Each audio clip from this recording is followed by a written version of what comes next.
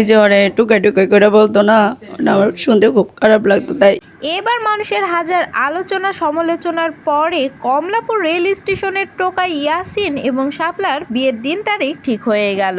কিন্তু আশ্চর্যের বিষয় কি জানেন, ইয়াসিন টোকাইকে যে মেয়েটা বিয়ে করতে চেয়েছিল সে মেয়েটা ভাইরাল হওয়ার পরেই সে মেয়েটাকে 50 লাখ টাকা কাবিনের প্রস্তাব দেয় অন্য এক বড়লোক পুরুষ। তবুও শাপলা অর্থাৎ তাকমিনার পছন্দ ইয়াসিনকেই।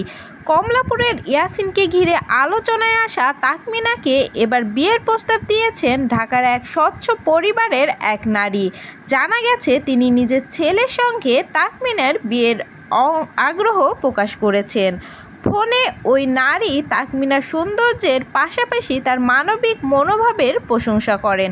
বিশেষ করে অসহায় ইয়াসিনের প্রতি তাকমিনার সহানুভূতি ও ভালোবাসা তাকে মুগ্ধ করেছে বলে জানান। শুধু তাই নয়, প্রস্তাবের সঙ্গে ছিল 50 লাখ টাকা কাবিন এবং ঢাকায় একটি ফ্ল্যাট দেওয়ার কথাও। তবে এত বড় প্রস্তাবের পরেও তাকমিনার সিদ্ধান্ত নাকি বদলায়নি। তার পছন্দ এখনও ইয়াসিনই।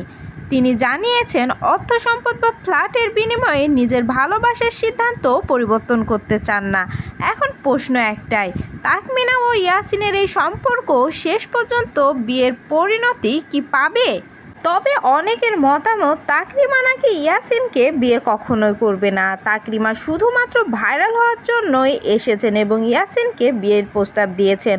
অনেক সাংবাদিক আবার যেসব সাংবাদিক তাকরিমা এবং ইয়াসিনকে ভাইরাল করেছেন তাদের বিরুদ্ধে কথা গিয়ে বলছেন এগুলো নাকি সবই ভিউ ব্যবসা।